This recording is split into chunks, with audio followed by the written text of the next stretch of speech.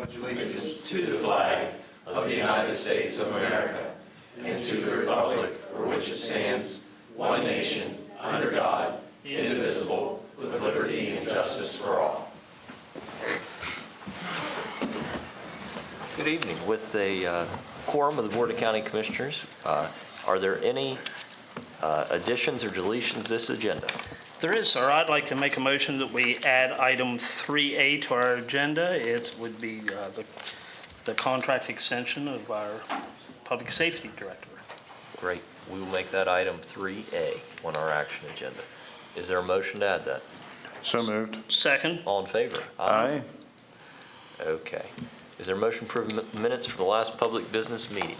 So moved. Second. All in favor? Aye. All right, moving into our presentations. Tonight is National Adult Education and Family Literacy Week. We have Melanie Chapman with Allegany College of Maryland and Deborah Miller, also with ACM. Welcome.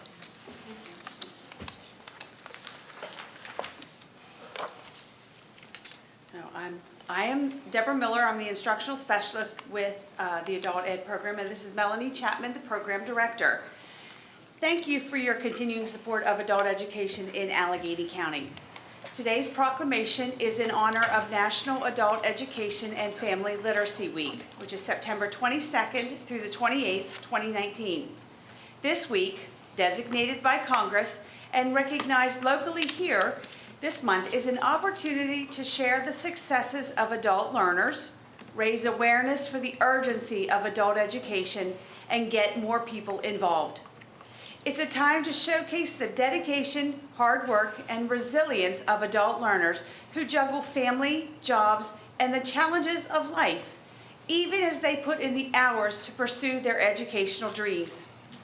Making a better life for yourself and your family is the American dream, but that dream is out of reach to millions of Americans, native and foreign-born, because they struggle to read, write, do basic math, and speak English.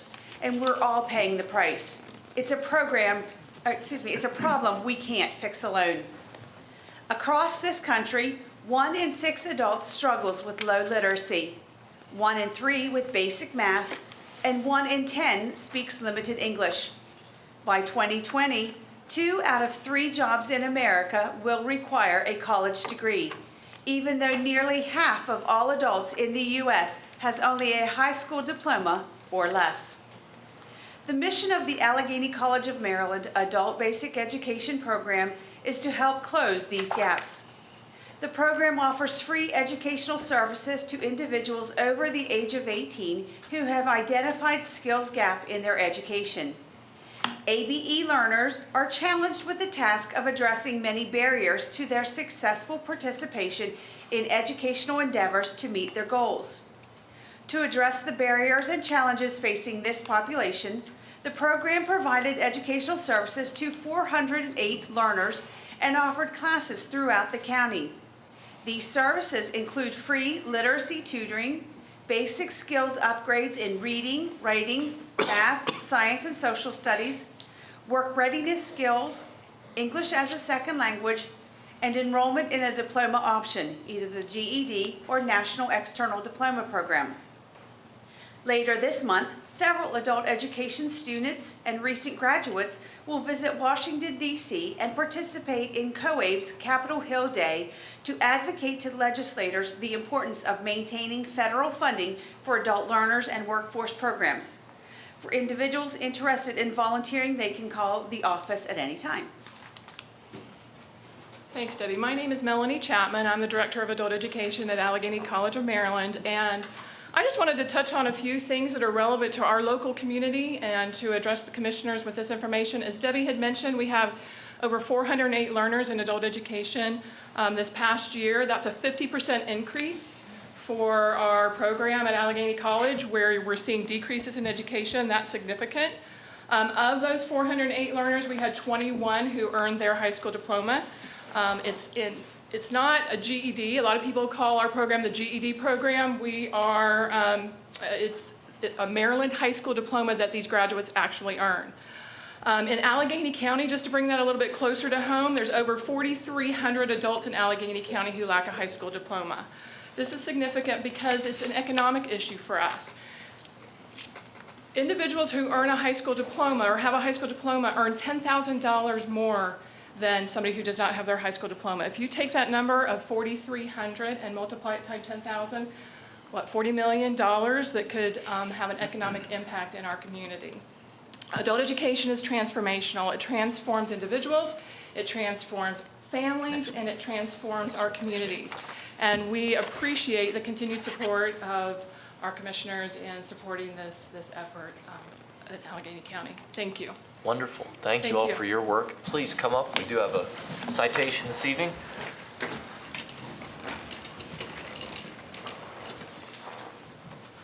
Tell us where to stand. Right in the middle. To the side, please. Thank you, sir. Welcome.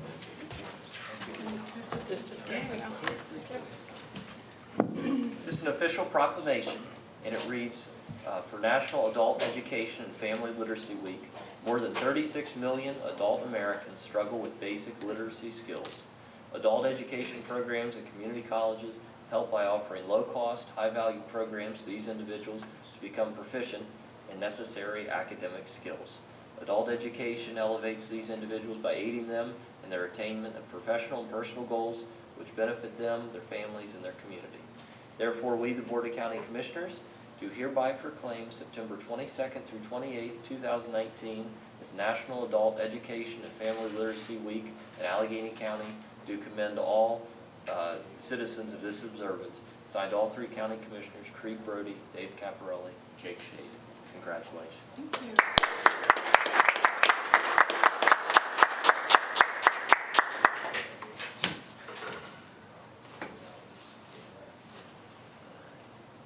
We get one. Okay, sorry, I looked down. Thank you. Thank you. Thank you all. Thank you again. Thank you. Thank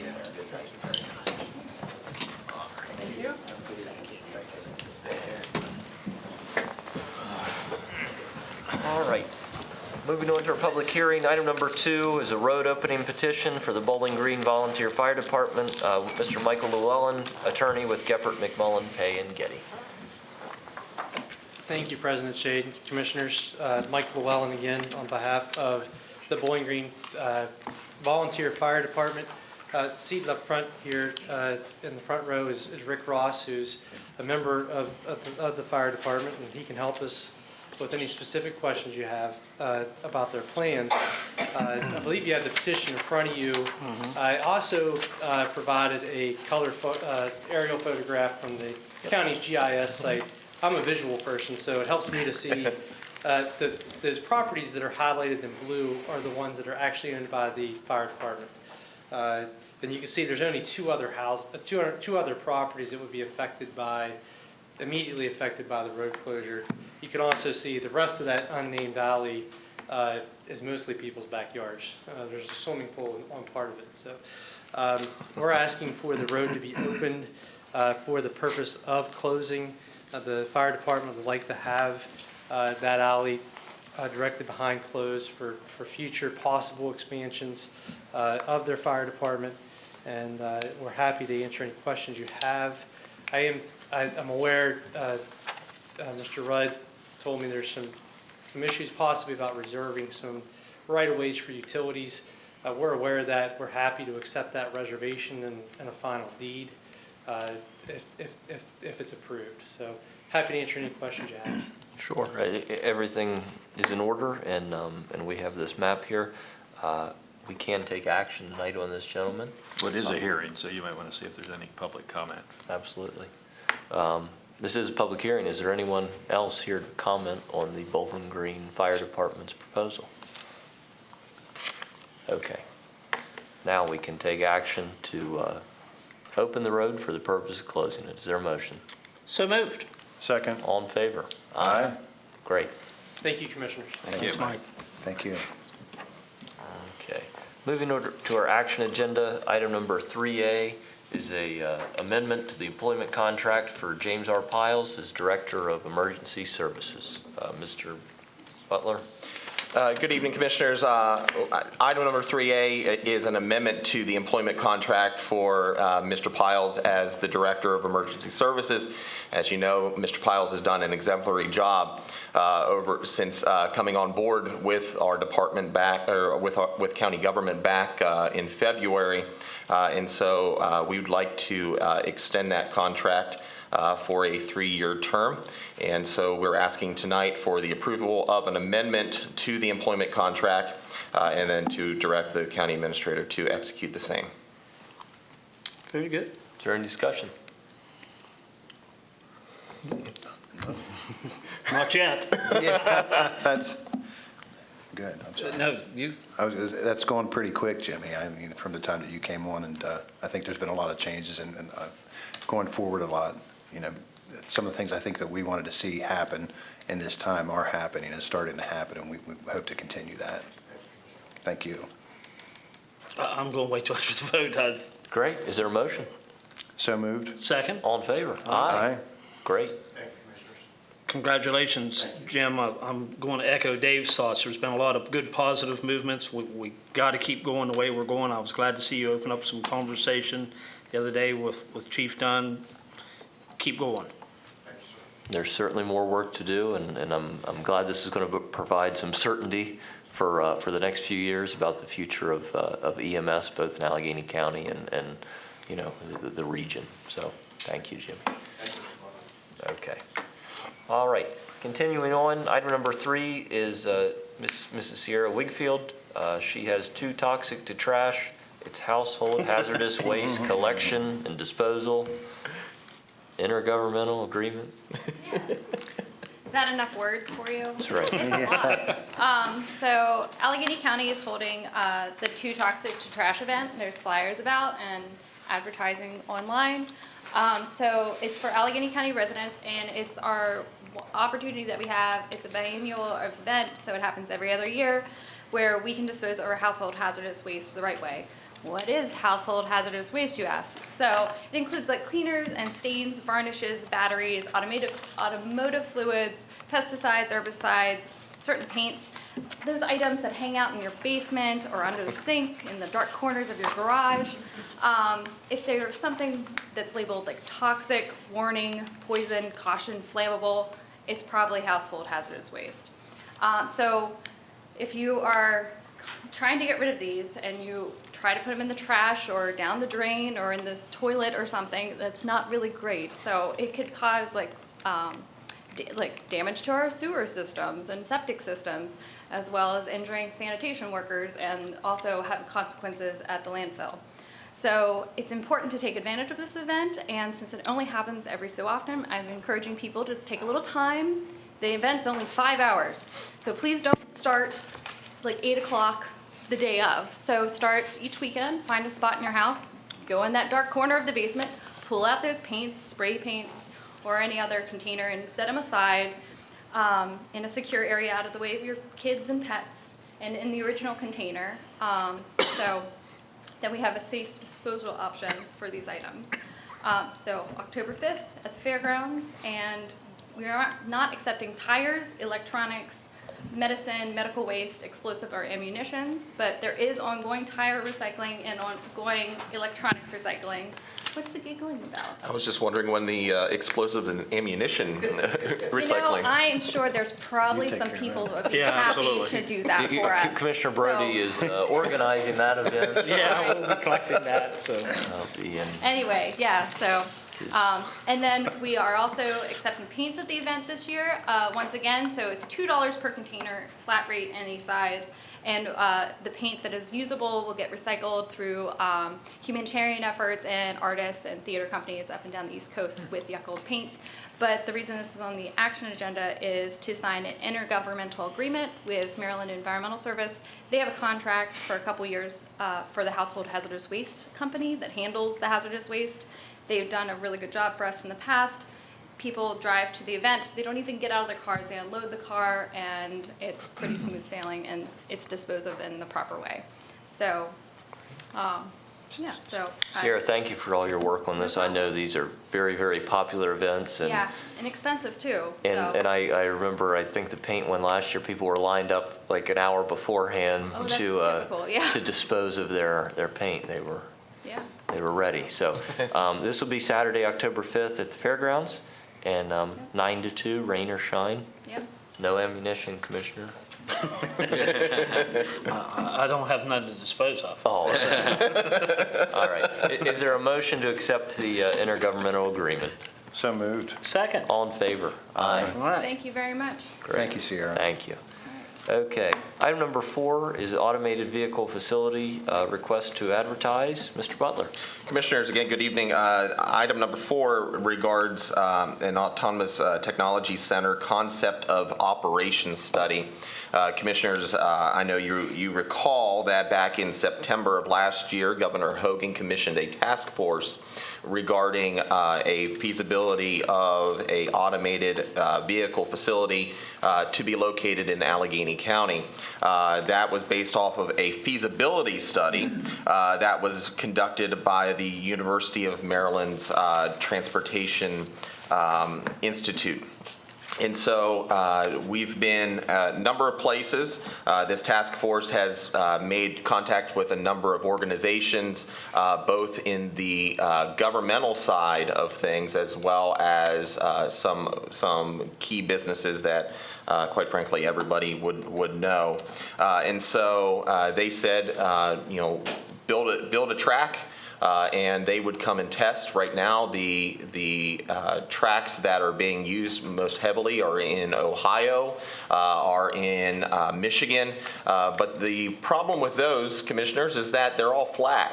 And we have a number of mountainous areas to test these facilities. So right now, what those folks were telling us most recently, Bill Atkinson with the Department of Planning and myself at a conference in Orlando, was, hey, we need a concept of operations. We need a price point here so that we can invest. And so that is what this RFP is set to do.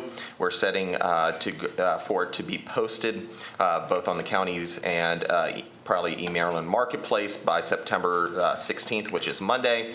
Due date October 7th, to have a final draft or final document back by December 16th, which would give the lucky winner about 2 months to complete so that we can get this into the hands of the governor and other stakeholders so that we can move this concept forward. Very exciting concept that would be a partnership with Frostburg State University. Great. Is there any discussion? Sir, I do believe that this is something that the governor previously has promised funding for to help build the track, so we want to move on this as quick as we can while he's wanting to spend money. Absolutely. Is there a motion? So moved. Second. All in favor? Aye. Great. All right. Item number 5 is a commercial lease with the option to purchase with Manicorp LLC. Mr. Butler. Commissioners, again, we talked last time about businesses that are investing and reinvesting into the area. Manicorp LLC is one of those companies. In its short time in Allegany County, they have now over 90 jobs at the facility that has been licensed for medical cannabis. And so with this new expansion into Building 27 in the building right behind this one, they are looking for, as the numbers, they're looking to hire 50 to 70 more full-time jobs with that would be ongoing with the expansion, and they are dedicated to utilizing local labor to the tune of about 80 to 100 jobs there to retrofit and to expand the building. And so tonight we are asking for the authorization for the commercial lease with an option to purchase for Manicorp. Great. And Manicorp's just been a wonderful community partner. They've put, I want to say, $8 to $10 million of their own money in that facility and are very happy with being located here at Riverside Industrial Park. we wish them well and hope they can continue to grow and expand and really do innovative things back there. So with that, I'll make the motion that we approve the revised lease. Second. All in favor? Aye. Aye. Great. Okay, moving on to a very, very long consent agenda. We'll be brief, Commissioners. Item number 6 is a resolution 1912 for the Cumberland Area Transportation Improvement Program. Item number 7 is the Section 3 plan required by CDBG. Item number 8 is a minority business plan, also by CDBG. Item number 9 is a fair housing and equal opportunity plan, also for CDBG. Item number 11 is a board appointment, Board of Zoning Appeals for Dale Dickerhoff. Item number 11 is a declaration of surplus of real property. Item number 12 is a declaration of surplus vehicle.